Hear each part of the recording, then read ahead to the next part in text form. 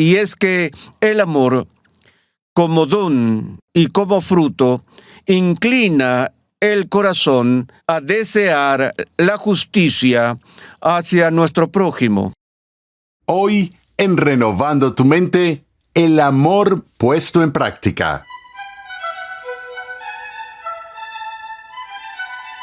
Bienvenido una vez más a Renovando tu Mente con el Dr. R.C. Sproul, mientras continuamos con la 7ª lección en la edificante serie de enseñanza titulada Formando un carácter cristiano. En esta serie, el Dr. Sproul examina las cualidades que deben estar presentes en un cristiano y el poder transformador que estas características evidencian. En todo momento, los cristianos debemos cuidarnos del pecado que socava el espíritu de amor hacia los demás. Acompáñame una vez más al salón de clases a escuchar al Dr. R.C. Sproul mientras nos da algunas pautas prácticas para ayudarnos a desarrollar y manifestar este fruto dado por Dios llamado amor. Cuando el tiempo se acabó, la última vez estaba en medio de dar una lista de indicadores que podías buscar para ver si el amor estaba obrando en tu vida. Me limitaré a mencionarlos rápidamente, sin mayor explicación, antes de pasar a los nuevos. Dije en primer lugar que el ágape dispone o inclina el alma a honrar y adorar a Dios. En segundo lugar, que la presencia del amor inclina al alma a dar crédito y confianza a la palabra de Dios, no trayendo un espíritu sospechoso o arrogante a la palabra de Dios. Y en tercer lugar, que la presencia y el poder del ágape inclina a la persona a reconocer el derecho soberano de Dios a gobernar nuestras vidas. Eso es todo lo que pudimos cubrir en nuestra última clase. Entonces pasemos de ahí al cuarto indicador de la presencia del ágape, y es que el amor, como don y como fruto, inclina el corazón a desear la justicia hacia nuestro prójimo. Lo que el amor está haciendo aquí es que nos está fortaleciendo y cambiándonos para hacernos querer abrazar el corazón mismo de nuestro destino para glorificar a Dios, guardando el gran mandamiento de amar a Dios con todo nuestro corazón. Vean cómo el amor está intercalado allí en el gran mandamiento con toda nuestra mente y alma y fuerzas. Eso es una intensidad y una pasión de amor. Y amar a nuestro prójimo como nos amamos a nosotros mismos. Entonces, si el amor está presente, lo que el amor hace en nosotros es movernos en la dirección no de condenar a nuestro prójimo, ni de defraudar a nuestro prójimo, ni de engañar a nuestro prójimo, sino de tener una preocupación sensible de que se haga justicia, y no solo justicia, sino una justicia equilibrada con la misericordia. Minimiza y apaga la tendencia natural, caída y corrupta del corazón hacia el fraude, los celos, la calumnia y el chisme. Todas estas son de nuevo abstracciones, pero ¿cuándo fue la última vez que escuchaste un sermón sobre chismes o calumnias?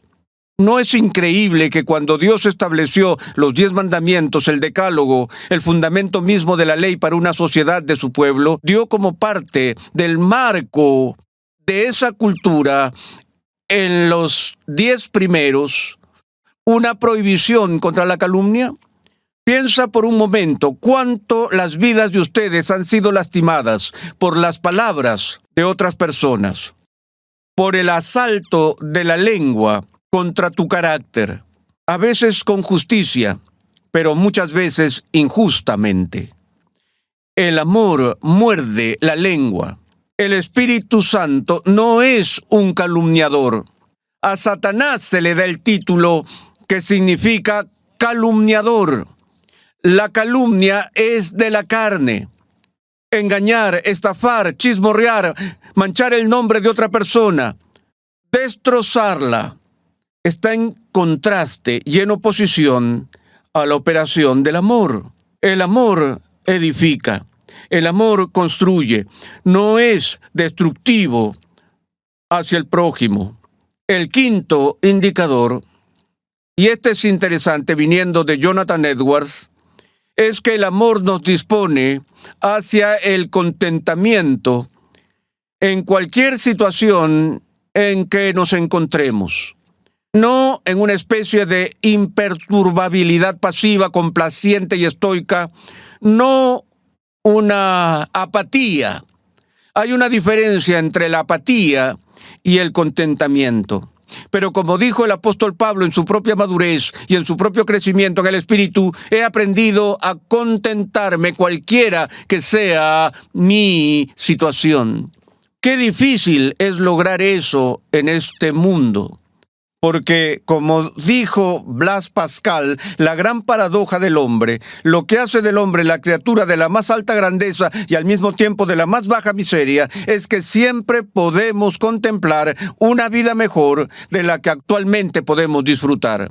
Y vemos un mundo de personas corriendo con ese espíritu de inquietud del que escribió Agustín, ese espíritu de insatisfacción, de descontento, pensando, si tan solo pudiera hacer esta cosa, si tan solo pudiera conseguir este trabajo, si tan solo pudiera comprar este auto, si tan solo pudiera ganar ese campeonato, entonces sería feliz. Y existe esta sensación escurridiza de contentamiento que siempre está más allá de nuestro alcance. Pero el Espíritu de Dios, cuando mora en ti, en el poder del amor, dispone tu alma hacia un estado de contentamiento. Y esto es particularmente cierto vocacionalmente. A medida que comenzamos a comprender lo que es una vocación, un llamado, y que nuestro principal empleador es Dios mismo. ¿Cuántas veces el Nuevo Testamento nos ordena que todo lo que hagamos, lo hagamos con todas nuestras fuerzas y lo hagamos como para el Señor? ¿Qué se contrasta con eso? ¿Cuál es el camino de la carne?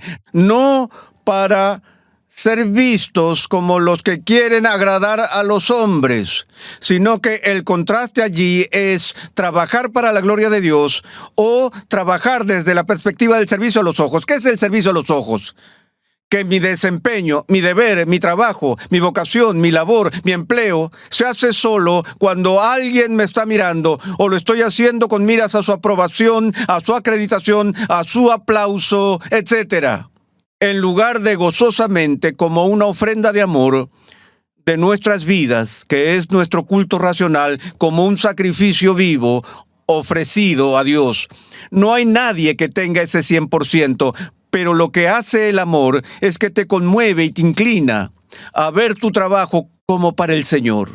Y eso trae contentamiento, que hace posible que un cristiano resista las pruebas y la tribulación que tan a menudo acompañan a tus deberes vocacionales. Es por eso que Pablo puede decir, siervos, obedezcan a sus amos, no porque estuviera respaldando la esclavitud, sino porque estaba diciendo en cualquier lugar en que te encuentres, haz tu obra para Cristo, porque ¿quién que es regenerado se negaría a ser un esclavo de Cristo? Todos estamos llamados a eso, en la gozosa libertad de la esclavitud espiritual a Cristo. La paradoja es que solo en la esclavitud de Cristo es que encontramos libertad. El siguiente punto que quiero mencionar de pasada es que la presencia del amor restringe el poder, la enfermedad, la infección, que tal vez sea uno de los poderes más destructivos para la personalidad humana. Hablo de la amargura. Y es en este punto que, en lugar de resumir las ideas de Edwards, me gustaría llevarlos al texto mismo que Edwards usó. Esto es algo que rara vez hago en clases, tomarme un tiempo para leer pasajes de libros, porque sé que eso tiende a ser muy aburrido o distractivo y difícil de seguir cuando alguien está sentado en un salón de clase. Les prometo que seré breve y les pido esta vez que por favor, se concentren solo un minuto y aguanten la tortura si es necesario.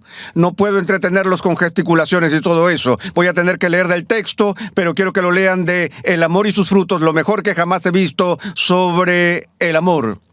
Esto es lo que dice Edwards. ¿Qué vigilancia y cuidado deben guardar los cristianos contra la envidia y la malicia y toda clase de amargura de espíritu para con su prójimo? Porque estas son lo opuesto mismo de la verdadera esencia del cristianismo. Corresponde a los cristianos, ya que con su práctica no debieran directamente contradecir lo que profesan, prestar atención a sí mismos de esta manera.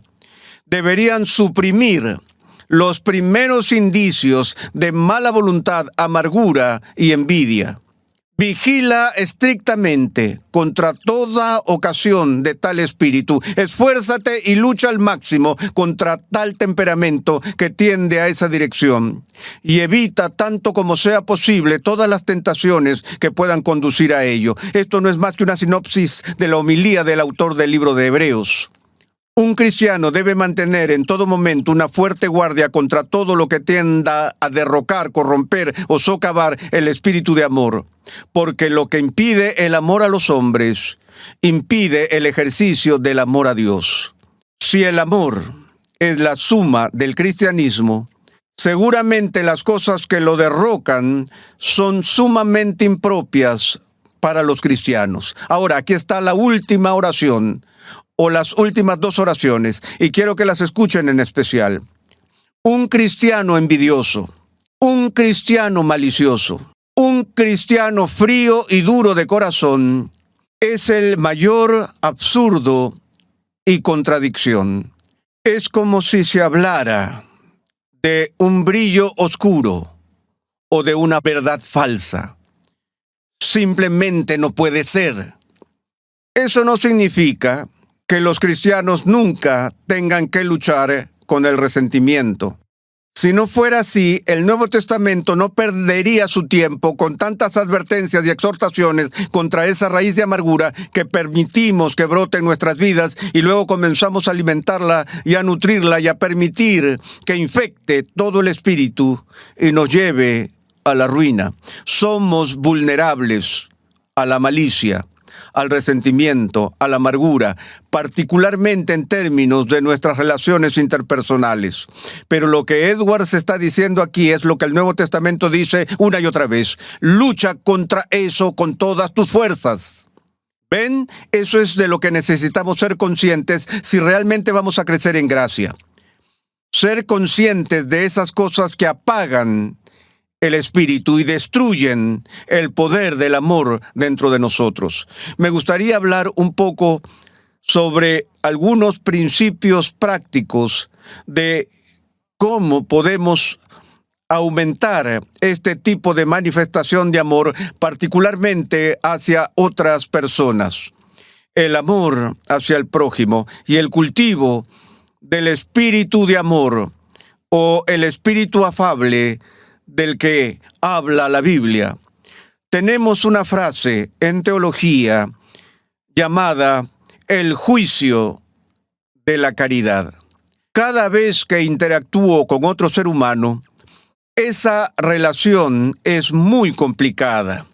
Hay una interacción dinámica que tiene lugar en varios niveles. El otro día estaba caminando por la oficina de alguien y estábamos conversando y yo estaba reaccionando al hecho de ver su oficina por primera vez, su trabajo, sus empleados y todo eso, y estábamos en una conversación verbal, y yo escuchaba lo que él decía, y luego pensaba en mi mente, y luego respondía. Ese es el proceso normal, ¿no?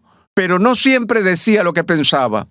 No revelo con mis labios todo lo que está pasando por mi mente. Yo era consciente de que estaba haciendo evaluaciones de toda la operación, de todo el montaje. Y luego me detuve y pensé en medio de eso y dije, probablemente él está haciendo lo mismo. Me pregunto, ¿qué estará pensando? ¿Alguna vez has experimentado eso? Me pregunto, ¿qué es lo que la gente está pensando en realidad? Bueno, el punto que quiero señalar es este, que en cada interacción humana hay constantemente un proceso de evaluación llevándose a cabo. Me gusta lo que dices, tú me agradas.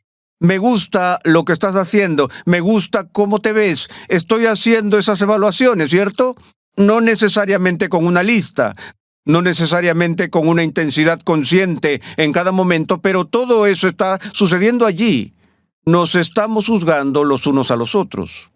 Ahora, esa es parte de la razón por la que jugamos tantos juegos de las escondidas entre nosotros y somos tan cuidadosos sobre darnos a conocer de manera íntima.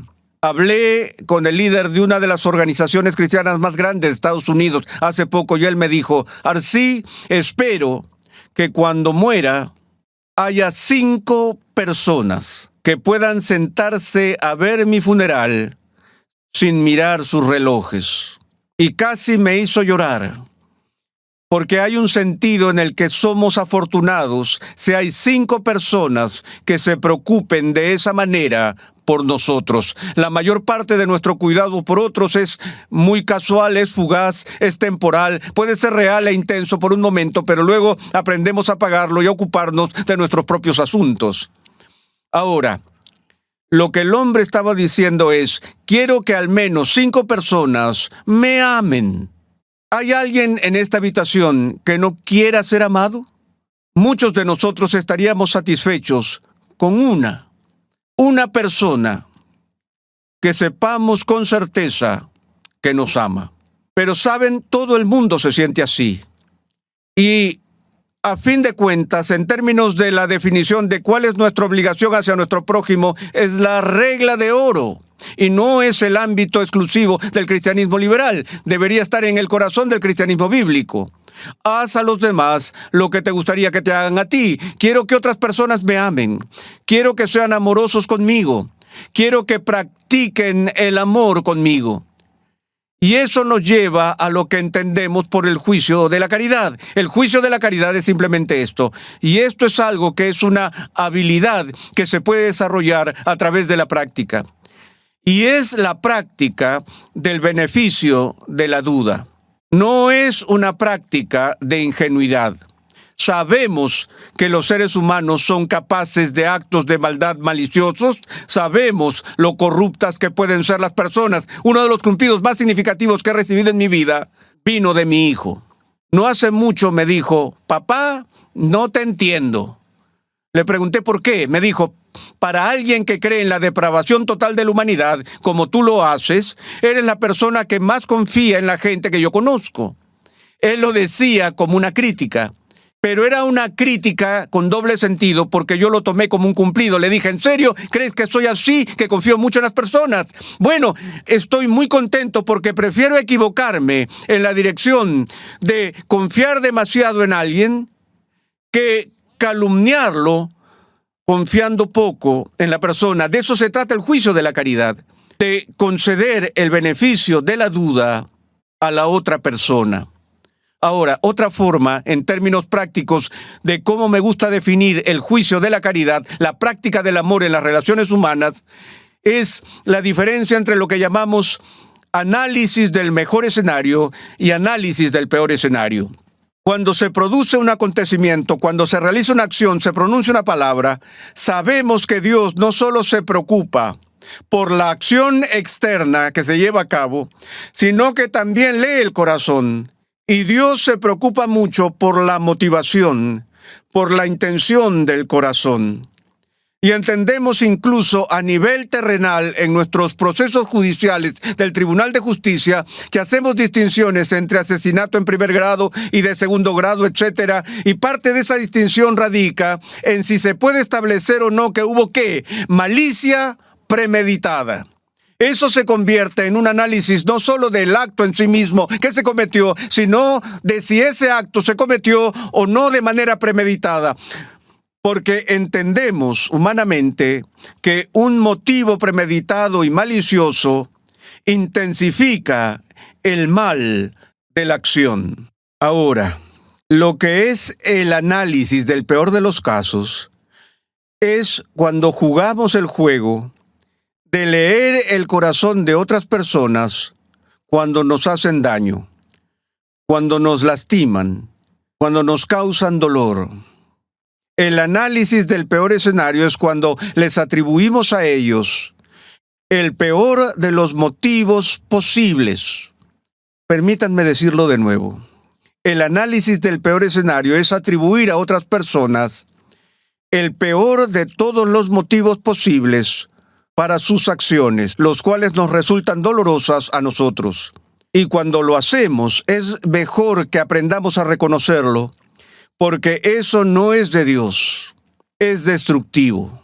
Ahora, admito que hay personas en este mundo que se van a dormir pensando en todas las formas más tortuosas con las que te pueden atormentar a ti o a mí. Pero incluso en una sociedad de paganos reprobados y no regenerados, las personas con ese tipo de premeditación maliciosa e intención retorcida, gracias a la gracia común y al poder restrictivo de Dios, son una minoría muy pequeña.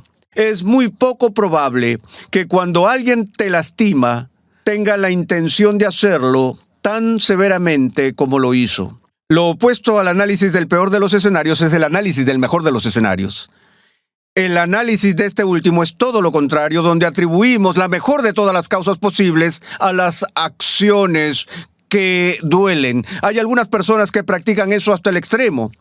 Conozco a una mujer que simplemente no puede creer que alguien peque alguna vez. Es incapaz de atribuir un motivo malvado a alguien. Ella está constantemente excusando a todos por todo, de tal manera que hace que comience a sentir que esa persona simplemente no puede soportar el conflicto, que esto no es necesariamente una manifestación del don o el fruto del espíritu, ya que es una debilidad de su propia personalidad. Esto puede suceder, pero también es raro.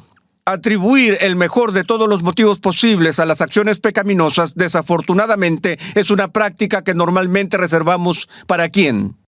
Para nosotros mismos. Todos tendemos a mirar nuestros propios pecados, nuestros propios errores y nuestras propias acciones dañinas contra otros de la mejor manera posible.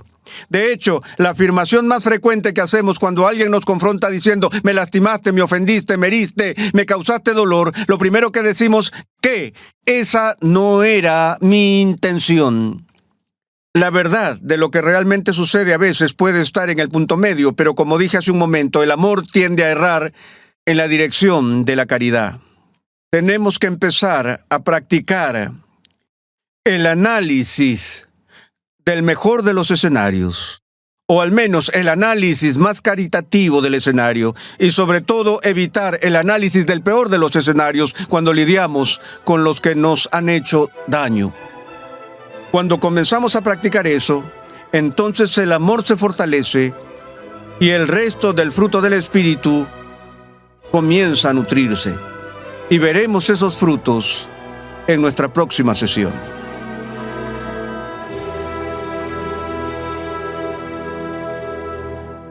Las Escrituras describen el amor como un atributo de Dios y por eso es un fruto del Espíritu. Como describe 1 Corintios 13, el amor es perfecto. Pero cuando miramos a nuestro alrededor y especialmente a nosotros mismos, es difícil encontrar la perfección. Sin embargo, estamos llamados a mostrar este fruto del Espíritu en nuestras vidas. Gracias por sintonizar Renovando tu Mente con el Dr. R.C. Sproul. Recuerda visitar nuestra página web renovandotumente.org, donde podrás solicitar gratuitamente la guía de estudio de esta serie para tu edificación personal o para usarla en grupos pequeños. Ya sea que necesites una nueva historia para leerles a tus hijos o estés buscando regalos para toda la familia, comparte verdades eternas con la colección de libros para niños del Dr. R.C. Sproul. Estos libros tienen fascinantes ilustraciones y han sido creados expresamente para explicar de forma clara y comprensible las profundas verdades bíblicas a los lectores de todas las edades. Tanto adultos como niños han encontrado estos libros muy útiles para comprender la caída del hombre, la imputación de la justicia de Cristo, la expiación, la humildad cristiana y muchos otros temas. Esta colección incluye el mapa del caballero, el burrito que cargó a un rey, el sacerdote de los ropajes sucios, las lucecitas, el barbero que quería orar y La copa envenenada del príncipe. Adquiérelos hoy mismo en tu librería cristiana favorita. Cuando tienes y posees en tu corazón la paz de Cristo, eso te da el poder para una disposición pacífica que hace morir el espíritu de contienda y la personalidad pendenciera que no honra a Cristo. En el siguiente episodio de Renovando tu Mente, el Dr. R.C. Sproul estará analizando el gozo y la paz como parte del fruto del Espíritu. Renovando tu Mente es una producción de los Ministerios Ligonier, la confraternidad de enseñanza fundada por el Dr. R.C. Sproul. Nuestra misión, pasión y propósito es ayudar a las personas a crecer en su conocimiento de Dios y su santidad. Suscríbete a nuestro canal en YouTube, Ministerios Ligonier, y sé parte de los más de 100,000 suscriptores que disfrutan de todo el material de enseñanza que estamos produciendo completamente gratis y en español. Te invitamos a escuchar nuestro siguiente episodio y a unirte a nuestra gran comunidad virtual en las redes sociales.